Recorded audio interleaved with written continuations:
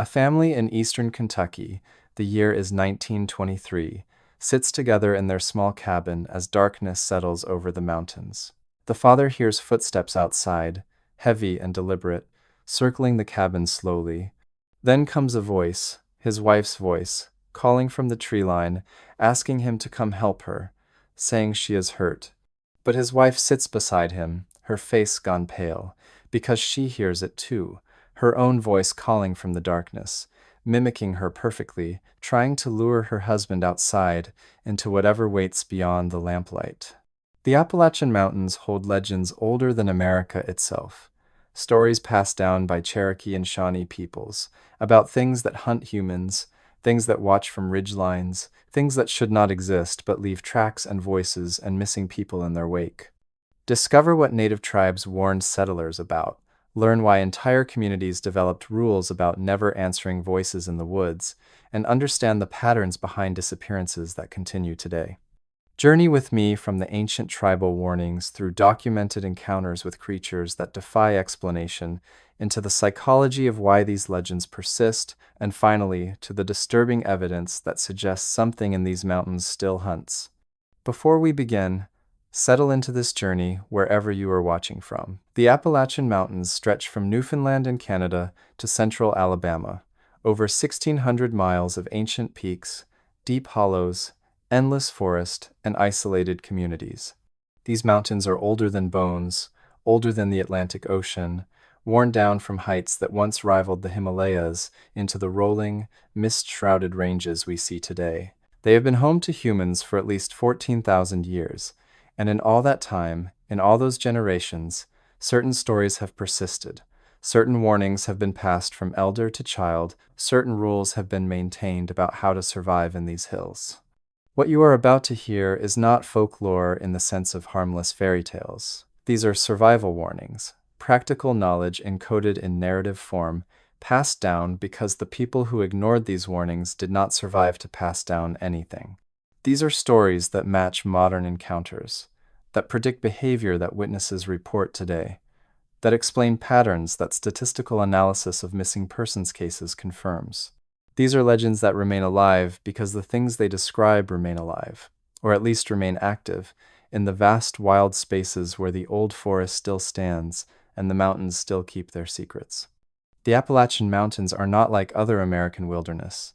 They are older, they are wetter, they are denser. The forest grows thick and tangled, visibility dropping to yards in the deep hollows where rhododendron and mountain laurel form impenetrable thickets that daylight barely penetrates. The terrain is vertical, steep ridges and deep valleys, places where you can be 100 yards from a road and completely invisible, completely isolated. The weather changes rapidly, fog rolling in within minutes, visibility dropping to nothing, temperatures plunging as elevation increases. These mountains swallow sound in strange ways. Voices echo oddly, seeming to come from wrong directions. Distances are deceptive. Shapes in mist look closer or farther than they are. And the wilderness is vast. Millions of acres of national forest, national parks, wilderness areas, much of it rarely visited, much of it unchanged since before European contact. If something wanted to remain hidden in these mountains, if something wanted to avoid sustained human observation while still observing humans, these mountains provide perfect conditions. Let us begin where all Appalachian legends must begin, with the peoples who knew these mountains first and longest, with the Cherokee and the Shawnee and the Creek and the others who lived here for thousands of years before European settlers arrived with their own fears and their own frameworks for understanding the world. Because the native peoples of the Appalachians were not primitive or superstitious in the way settlers assumed, they were empiricists, people who observed their environment carefully and developed practical knowledge that kept them alive. When they warned about something, when they marked a place as forbidden, there was reason. The Cherokee understanding of the Appalachian Mountains was complex and sophisticated. They did not see the natural and supernatural as separate categories the way European-influenced thinking does. For the Cherokee, the world was filled with spirits, with beings that existed in multiple forms, with forces that could be interacted with according to certain rules. This was not superstition, but a framework for understanding and navigating a world that was genuinely dangerous and only partially knowable. The Nunahai were among the most important of the Cherokee spirit beings. The name translates roughly as the people who live anywhere, or the people who live forever. The Nunahai were described as resembling humans, but existing partially in another realm, dwelling inside the mountains themselves, in caves and hollow places, in the spaces between the physical and the spiritual. They could appear and disappear at will. They could take different forms. They could interact with humans in ways that were sometimes helpful and sometimes devastating. The Nunahai were not simply mythological. They were treated as real, as entities that existed in the same world as bears and wolves and thunderstorms, dangerous and requiring respect. Cherokee hunters knew that certain areas were Nunahi territory, and that entering those places, especially alone, especially at night, was risking an encounter that might result in never returning. The Nunahai could appear as beautiful humans who would lure travelers deeper into the mountains. They could appear as animals behaving strangely. They could call with human voices, using the voices of family members to draw people away from safety. This last detail is crucial because it appears across Cherokee, Shawnee, Creek, and other Appalachian tribal traditions independently. The warning about voices, about things that can mimic human speech, about entities that use this mimicry to separate people from their groups. This warning is nearly universal in Appalachian native cultures. It was not borrowed from European folklore. It existed here before European contact, and it exists today in modern Appalachian communities, passed down in families that may not even know the native origin of the warning they teach their children. Never answer a voice calling from the woods. Never follow a voice that sounds like someone you know, unless you can see the person speaking. Never respond to your name being called after dark unless you are certain of who is calling and where they are. These rules were taught to Cherokee children 1,000 years ago. They are taught to children in rural Appalachia today. The continuity is striking and disturbing because it suggests that whatever prompted the original warning is still present, still active, still dangerous enough that the warning must be maintained. The Cherokee also spoke of beings that could shapeshift, that could take the form of humans or animals convincingly enough to fool careful observers. These were not benign transformations. These were predatory beings using camouflage to hunt. A deer that moved wrong, that had eyes too intelligent, that watched you instead of fleeing, might not be a deer at all. A person you met on a trail who seemed not quite right, whose movements were slightly off, whose speech was almost but not entirely natural, might be something else wearing a human shape. This concept of shapeshifting is often dismissed by modern people as primitive mythology, as an attempt by ancient peoples to explain natural phenomena they did not understand. But consider that the Cherokee lived in these mountains for thousands of years, that they were expert hunters and trackers, that they knew animal behavior intimately, that their survival depended on accurate observation of their environment. When they said certain animals behaved in ways that indicated they were not actually animals, they were not being superstitious. They were reporting observations that fell outside normal patterns, observations that suggested something else was occurring. Modern witnesses in Appalachia report the same thing: deer that move wrong, that have joints bending in ways that should not be possible, that walk on hind legs with disturbing competence, that stare with expressions that are not animal expressions. These reports come from experienced hunters, from people who have observed deer their entire lives, from individuals who know what normal deer behavior looks like and can articulate why what they saw was not normal. The continuity between Cherokee warnings about animals that are not animals and modern reports of not deer is difficult to dismiss as coincidence. Another Cherokee legend speaks of the moon-eyed people, a race of beings with pale skin and large eyes who lived in the Appalachian Mountains before the Cherokee arrived in the region.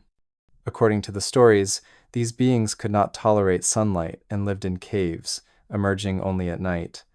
They were described as hostile, as kidnapping people who wandered too far from settlements after dark.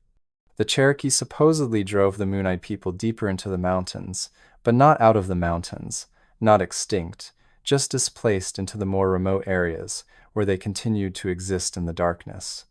This legend is particularly interesting because it may contain historical truth mixed with something else. There is archaeological evidence of pre-Cherokee peoples in the Appalachians, cultures that built earthworks and stone structures. Some researchers suggest the Moon-Eyed People legend is a cultural memory of these earlier inhabitants, but other aspects of the legend do not fit neatly into this explanation. The emphasis on nocturnal behavior, on intolerance to light, on dwelling in caves, on kidnapping, these details suggest something beyond simple tribal conflict and displacement. The Cherokee were not the only tribe to speak of cave-dwelling beings in the Appalachians. Shawnee legends include similar entities. Creek stories describe things that live underground and emerge to take people. The consistency across cultures that were often in conflict with each other, that did not necessarily share mythological frameworks, suggests these stories may represent observations of something real, something that multiple cultures encountered independently and described in their own terms. The native peoples of the Appalachians marked certain places as forbidden, as boundaries that should not be crossed, as areas where the barriers between the human world and the other world were thin. These were not arbitrary taboos. These were practical warnings about places where people disappeared, where strange phenomena occurred, where the normal rules seemed suspended. Certain ridgelines were not to be traveled after dark. Certain valleys were not to be entered alone. Certain caves were sealed and marked with warnings that were maintained across generations. When European settlers arrived, they often ignored these warnings, dismissing them as savage superstition. And then, the settlers began experiencing the same phenomena, the same disappearances, the same strange encounters, the same sense that something in certain places was watching, was present, was dangerous. And slowly, the settlers developed their own versions of the same warnings, often without realizing they were recreating native knowledge, simply responding to the same stimuli that had prompted the original taboos. Now we must turn to the specific creature legends that dominate Appalachian folklore, the entities that have names, that have consistent descriptions, that appear in accounts separated by centuries and hundreds of miles, but describing the same behaviors, the same characteristics, the same hunting patterns. The Wampus cat is one of the most enduring Appalachian legends, and its origin is explicitly Cherokee. The story tells of a woman who violated tribal law by spying on sacred male ceremonies. To accomplish this spying, she wore the skin of a mountain lion, using it as camouflage to approach the ceremony undetected.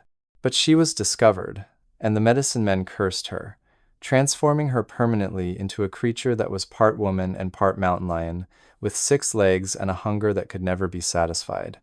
The Wampus cat is described as being the size of a large dog or small bear, covered in fur, moving on 6 legs with disturbing speed and agility, having eyes that reflect light like a cat's, but with an intelligence and malevolence that is not animal.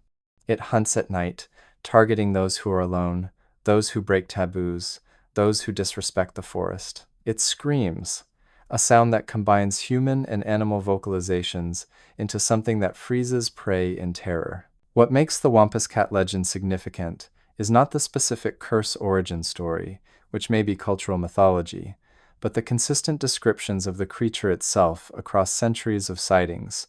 People who have never heard the Cherokee legend, who do not know the Wampus cat name, report encountering a creature matching the description. A cat-like animal that is wrong, that is too large, that has too many legs, or legs that bend incorrectly, that moves in ways that physics should not allow, that screams with a partially human voice. These reports come from credible witnesses. Hunters, forest rangers, people with extensive wilderness experience. They describe seeing something that their brains initially process as a mountain lion, but then details begin to register that do not fit. The leg configuration is wrong, the proportions are wrong, the movement is too fast or too fluid or somehow impossible.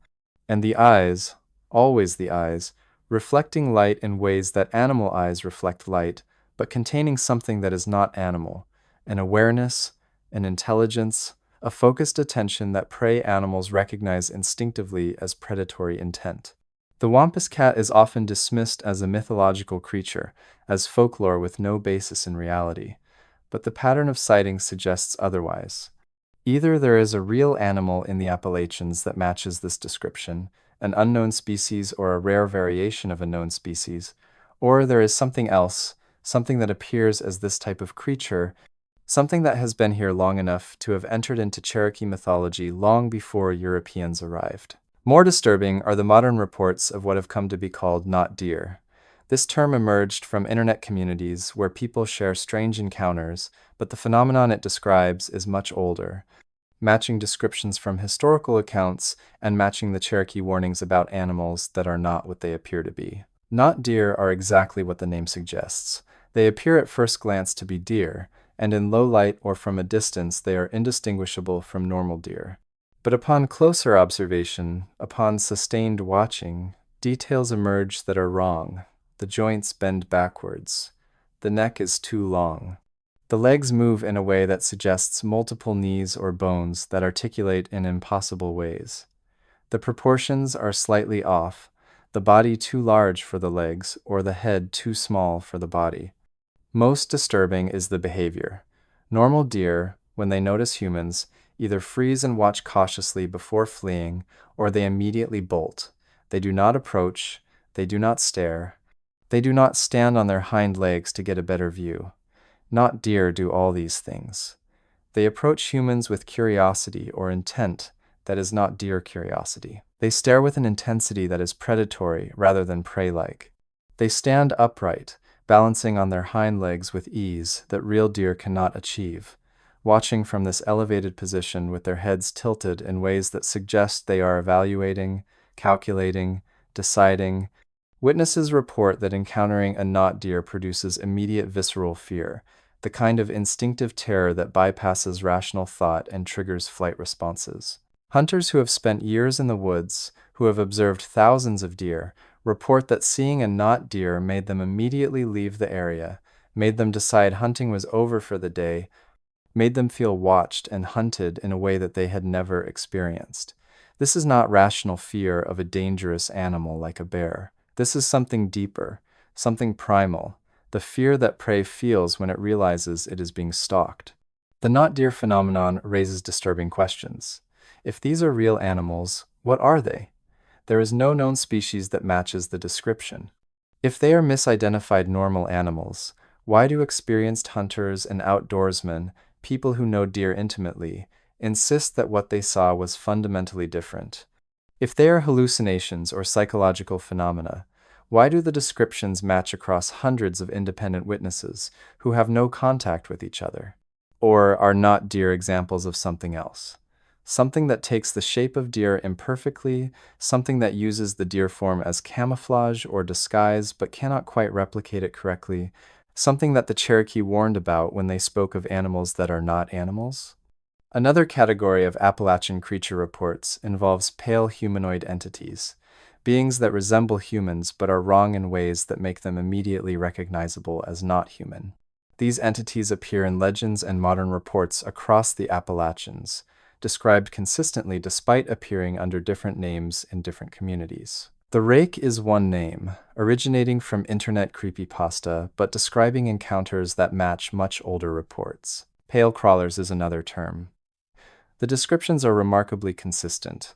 A humanoid creature, pale white or grayish skin, appearing emaciated or skeletal, with elongated limbs, moving on all fours with disturbing speed, capable of climbing trees and structures with ease, often seen at night near homes or campsites, watching from the edge of clearings or from tree lines. The behavior of these entities is consistent across reports. They watch. They observe humans for extended periods, sometimes for hours, remaining motionless except for the head tracking movement as they follow human activity. They do not immediately attack. They seem to be evaluating, learning, deciding, and then, suddenly, they vanish, moving so quickly that witnesses cannot track the movement, there one moment and gone the next. Some reports describe encounters where these entities are discovered watching through windows, faces pressed against glass, pale and featureless except for dark eyes that reflect no light. Witnesses who encounter these beings consistently report overwhelming fear, the sense that they are in immediate mortal danger, and the certainty that what they are seeing is not human despite its humanoid form. Skeptics suggest these are misidentified animals, perhaps bears or deer seen in poor light from angles that distort their shapes. But bears do not move the way these entities move. Deer do not watch houses for hours. And the witnesses who report these encounters, many of them experienced outdoorsmen who know what bears and deer look like under all conditions, insist that what they saw was neither. Historical accounts from Appalachian settlements in the 18th and 19th centuries include descriptions that match these modern pale crawler reports. Settlers wrote of pale things seen at night, of humanoid shapes that moved on all fours, of creatures that watched cabins from the forest edge. These accounts predate internet creepypasta, predate modern horror movies, predate any contemporary cultural contamination. The descriptions arose independently across time and space, yet they match. The Cherokee and other native tribes also have entities in their legends that match these descriptions. Beings that are human-shaped but not human, that dwell in the deep forest, that emerge at night to observe and occasionally to take people. The names differ, the specific mythological frameworks differ, but the core description of pale humanoid entities remains consistent. Another category of Appalachian entities involves beings that are described as between human and ape, covered in hair, bipedal, large and powerful, but exhibiting intelligence and behaviors that do not match known primates. These are called different names in different areas: stick Indians, wood boogers, wild men, or simply boogers. They are distinct from the typical Bigfoot or Sasquatch of Pacific Northwest legend, smaller, generally, more aggressive, and exhibiting behaviors that suggest closer association with human settlements. These entities are often associated with structures made of sticks and branches, arrangements that appear deliberate but whose purpose is unclear. Teepee-like formations, arches, patterns of sticks woven through trees, markers along trails. Witnesses who find these structures report feeling watched, feeling that they have entered territory that is claimed and defended. Wood knocking is another phenomenon associated with these entities. Deep, resonant knocking sounds, as if large pieces of wood are being struck together with great force, echoing through valleys and ridges. The knocks occur in patterns, sometimes seeming to be communication, with knocks from one location answered by knocks from another location miles away. Hikers and hunters who hear these knocks report immediate unease, the sense that they are being tracked or herded, and the strong impulse to leave the area immediately. These entities are also associated with theft, particularly food theft. Campers report food disappearing from secured containers, meat taken from smokehouses, supplies vanishing from cabins even when doors and windows remain locked. The thefts are silent and thorough, suggesting intelligence and skill that goes beyond simple animal scavenging. Whether these entities are unknown primate species, feral human populations that have adapted to wilderness living across generations, or something else entirely remains debated. But the consistency of reports, the physical evidence in the form of tracks and structures, and the continuity between native legends and modern encounters suggest that something exists in the Appalachian wilderness that exhibits these behaviors. Now we must turn to perhaps the most disturbing aspect of Appalachian legends, the phenomenon of voice mimicry, the entities that can replicate human speech, that use this ability to hunt, to separate people from safety, to lure victims into situations where they are isolated and vulnerable. Because this phenomenon is not simply legendary, it is reported today, consistently, by people who have no reason to lie and every reason to fear being dismissed as crazy. The universal Appalachian warning about voices is not superstition, it is survival knowledge. Never answer a voice calling from the woods unless you can see who is calling. Never follow a voice that sounds like someone you know unless you have verified that person's actual location. Never respond to your name being called after dark unless you are absolutely certain of who is calling and why. This warning exists because people who violated it disappeared. The pattern is consistent across generations and across the entire Appalachian Range. Someone hears a family member calling for help from the forest. They go to assist. They do not return. Search parties find no trace. Or they find tracks that lead into impossibly rough terrain, tracks that stop abruptly in the middle of clearings, tracks that suggest the person was running towards something rather than away from it. Modern families in Appalachia still teach this rule. Parents tell children that if they hear their names called from the woods, they must not answer, must not go investigate, must return to the house immediately and tell an adult. Teenagers are warned that if they are in the woods and hear a friend's voice calling them deeper into the trees, they must resist the urge to follow, must turn around and leave, because whatever is calling is not their friend. The documented cases of mimicry are disturbing in their specificity. Families report hearing dead relatives calling from outside their homes. The voice is perfect, identical to the deceased person's voice, calling out names, asking to come in, saying they are cold or hurt or lost. The mimicry is so accurate that family members have opened doors before remembering that the person whose voice they hear has been dead for years. Others report hearing their own voices. They are inside their homes and hear themselves calling from outside, or they are in the woods and hear their own voice coming from a different direction, saying things they did not say, calling their companions. This is particularly disturbing because it suggests the mimic has observed the person long enough and closely enough to replicate not just general human speech, but specific individual vocal patterns. Children crying for help in areas where no children are present is another common report. The crying is realistic, desperate, designed to trigger protective instincts. People hear a child crying in the woods and their immediate impulse is to help. But those who have followed these cries, those who have searched for the crying child, report that the sound moves, that it leads them deeper into the forest, that it seems to come from multiple directions, that they never find a child, and that when they try to return, they realize they have been led far from where they started and are now disoriented and lost. Skeptics suggest these experiences are auditory hallucinations, misheard animals, or sounds distorted by terrain and weather. Mountain terrain does create acoustic anomalies. Sound can echo strangely, seeming to come from wrong directions. Animal calls, particularly foxes and mountain lions, can sound disturbingly human, but these explanations struggle to account for the specificity of the mimicry, for voices that replicate known individuals perfectly, for experiences where multiple witnesses hear the same voice saying the same words. Whistling is another form of auditory phenomenon reported in the Appalachian wilderness. Whistles that sound almost but not quite like bird calls. Whistles that move through the forest in patterns that seem communicative. Whistles that respond to human whistles or calls. Many Appalachian warnings specifically advise against whistling in the woods, against responding to whistles, because doing so invites attention from things that use whistles as a language or as a hunting tool.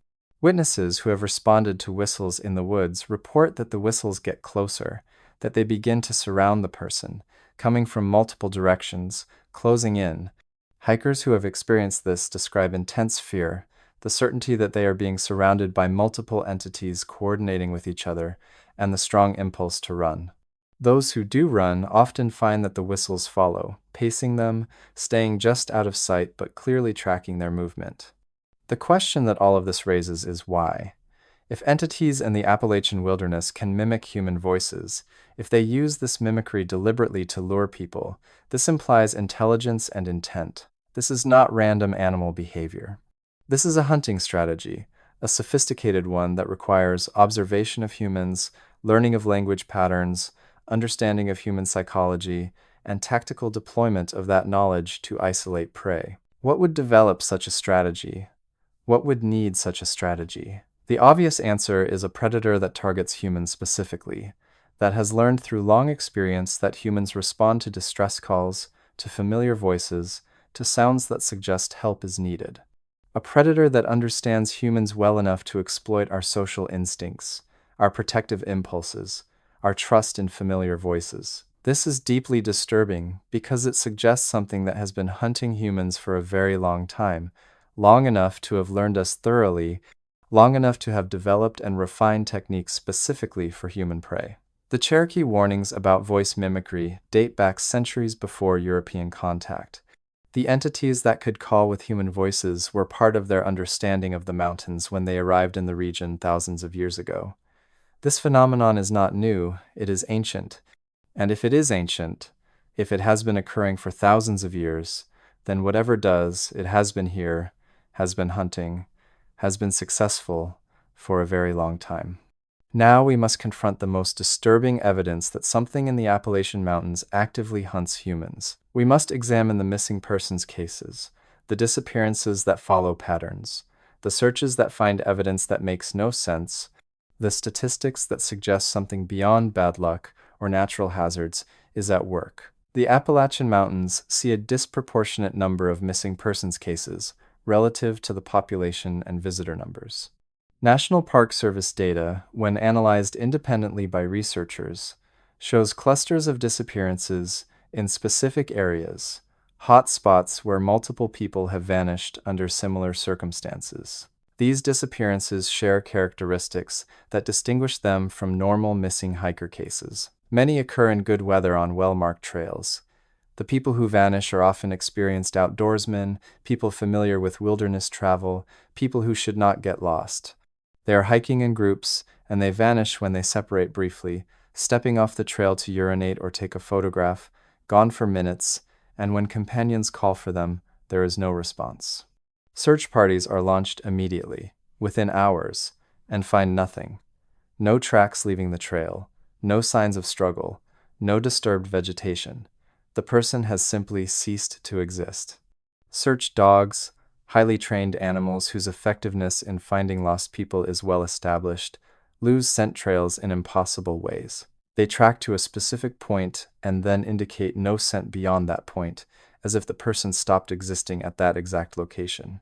Or they track in directions that make no sense, leading searchers up terrain so steep and rough that a panicked, lost hiker could not possibly have traveled it, especially not at the speed that would be required to reach the distances the dogs indicate.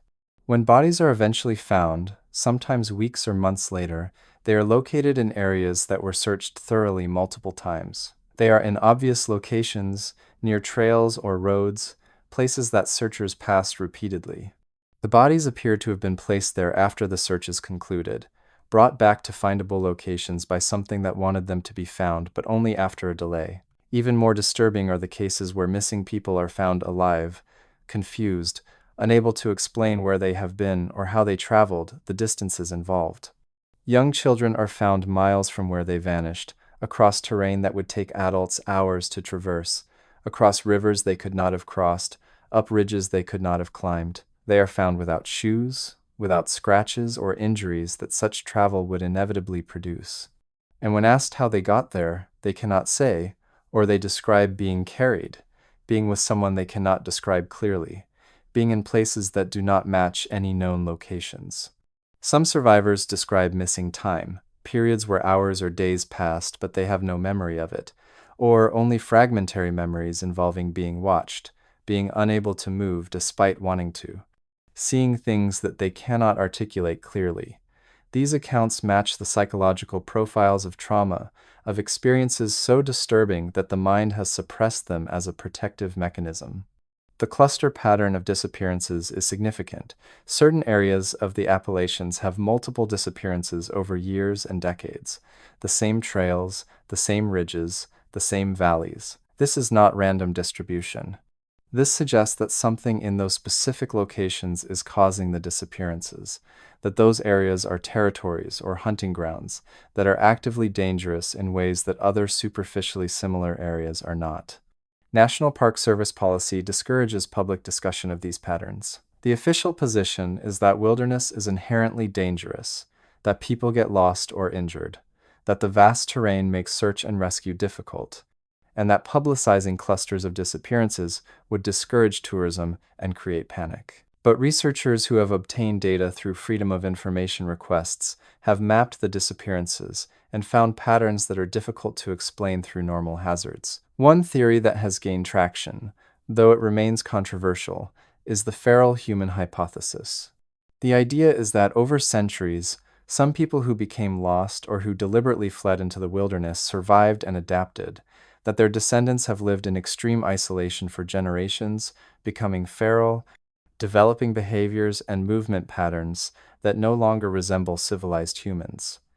These feral populations, living in the most remote areas of the Appalachians, might be responsible for some disappearances, either through territorial aggression or through active hunting of modern humans who enter their territories. This theory has the advantage of proposing something that is definitely possible. Humans can survive in wilderness. Isolation over generations does change behavior and culture radically.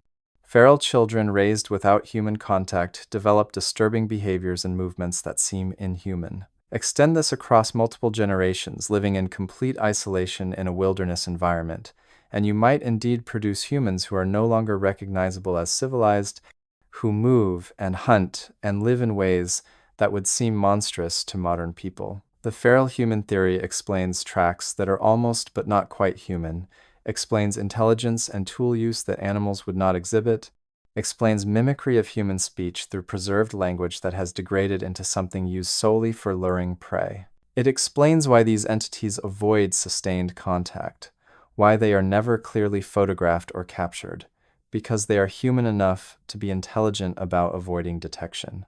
But the feral human theory struggles to explain some aspects of the reports. The pale crawlers moving on all fours with impossible speed, for instance, move in ways that human anatomy cannot replicate. The not deer phenomenon does not fit feral humans at all, and the sheer time depth of the legends, going back into Cherokee mythology from before European contact, suggests that whatever is occurring has been occurring for far longer than any feral human population could have existed. Perhaps the truth is multiple phenomena occurring simultaneously.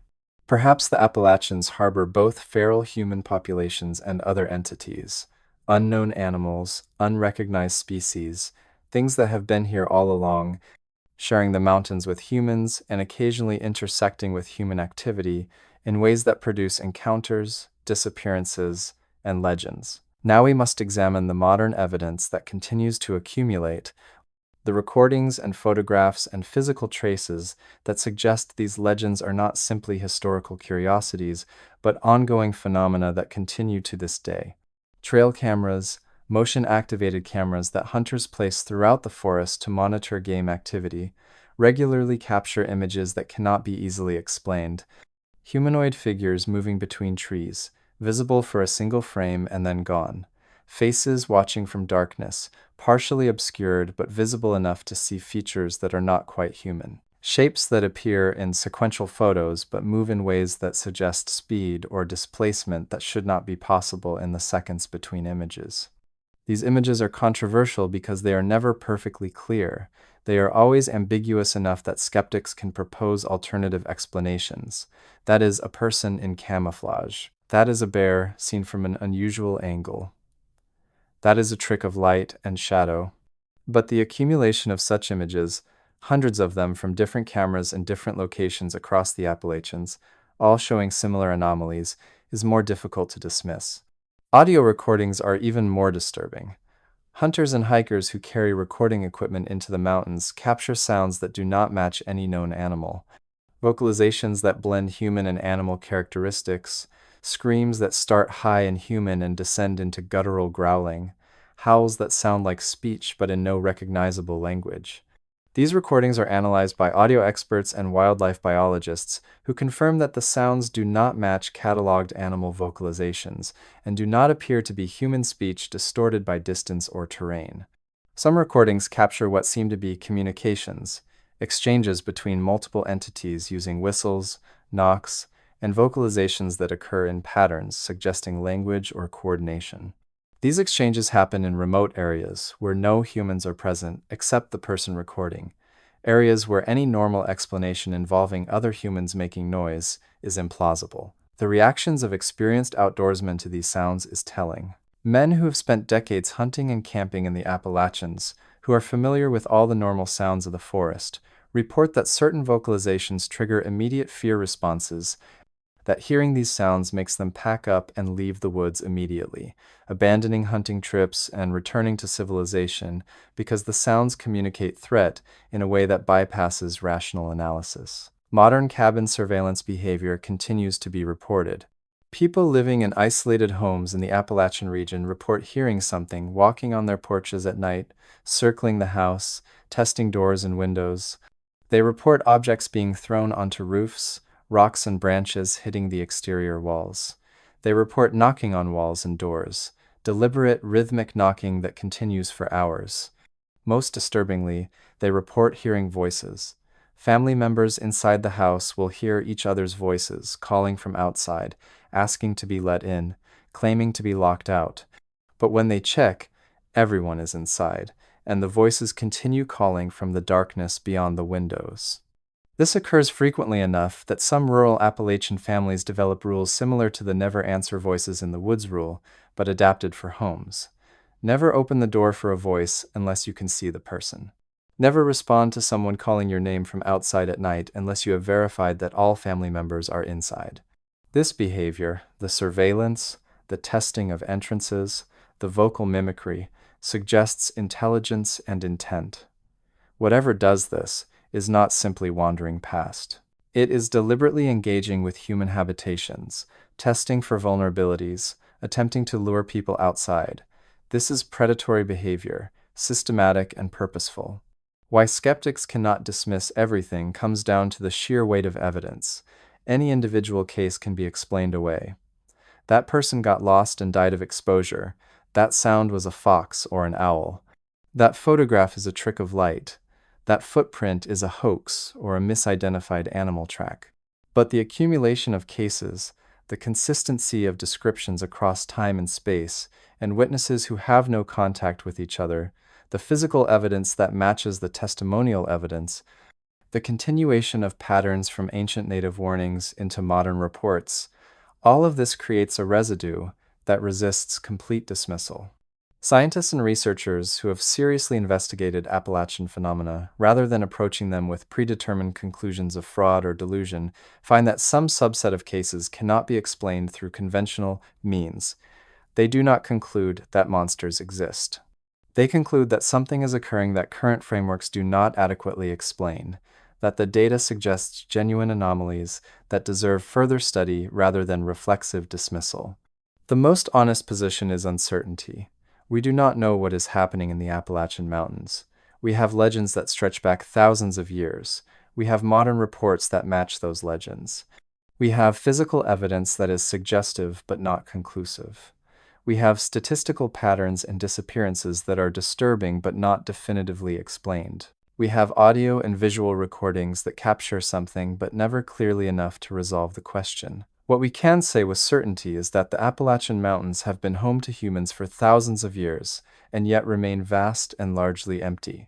Millions of acres of forest where human presence is minimal, where something could live undetected, where behaviors and entities that avoid sustained observation could persist indefinitely. The mountains provide the conditions for mystery to continue, for things to remain unknown. And the legends persist because the phenomena persist. People still go missing under circumstances that resist easy explanation. People still hear voices calling from darkness and woods. People still see things watching from tree lines and ridge lines. People still find evidence that the old warnings were never just stories, but practical survival knowledge passed down by people who understood that in these ancient mountains, humans are not always the apex predator. That something shares these slopes and hollows with us, something that has been here longer than we have, something that knows the mountains better than we ever will, something that watches us and sometimes hunts us, and has learned over millennia how to do so effectively. The Cherokee knew this. The settlers learned this. And modern residents and visitors continue to learn it when they have encounters that make them understand why the rules exist, why you never answer voices in the woods, why certain places are forbidden, why the mountains keep their secrets. The most disturbing aspect is not what the legends describe, but that new encounters continue to match the old patterns exactly. A family in eastern Kentucky in 1923 hears the wife's voice calling from outside while she sits inside.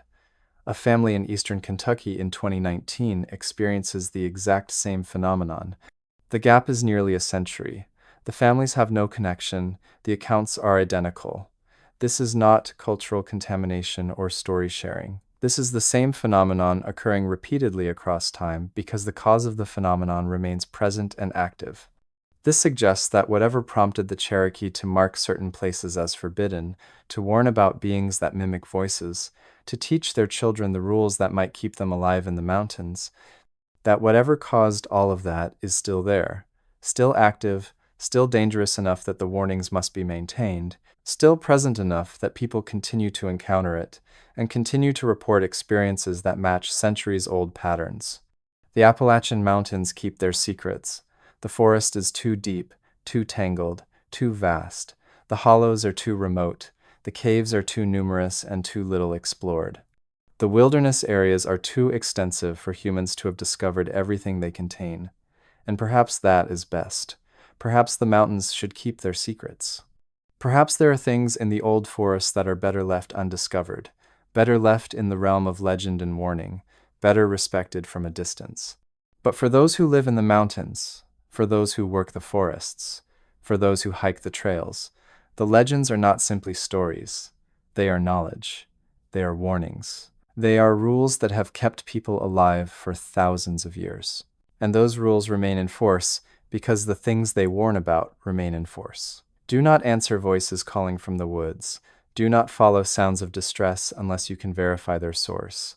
Do not travel alone in certain places. Do not camp in certain valleys. Do not whistle in the deep forest. Do not respond to whistles that answer yours. Watch the animals, and if they are wrong, if they move wrong, or watch too intently or seem too intelligent, leave immediately. If you feel watched, trust that instinct and return to safety. If your dog or horse refuses to enter an area, respect that refusal because animals sense what humans cannot. These rules sound superstitious to modern ears. They sound like primitive fears from an age before science and reason. But they are not primitive. They are empirical. They are based on observation and experience. They are encoded knowledge about genuine dangers that exist in the Appalachian wilderness. And ignoring them because they sound like superstition is the mistake that leads to becoming one more case, one more disappearance, one more pattern in the statistics. The Appalachian Mountains are beautiful. They are ancient. They are home to extraordinary biodiversity, to rare plants and animals, to ecosystems found nowhere else on Earth. They are worthy of respect for what they are, one of the great mountain ranges of the world, older than the Atlantic Ocean, older than most of Earth's current geography. But they are also dangerous in ways that go beyond the normal hazards of wilderness. The terrain is treacherous. The weather is unpredictable. And there are things in the deep places, in the forgotten hollows, in the sealed caves, and the forbidden ridges. Things that have been there since before humans arrived and will be there long after we are gone. Things that the Cherokee knew to respect and fear. Things that the settlers learned about through loss and tragedy. Things that modern people continue to encounter when they venture into the wild places that remain.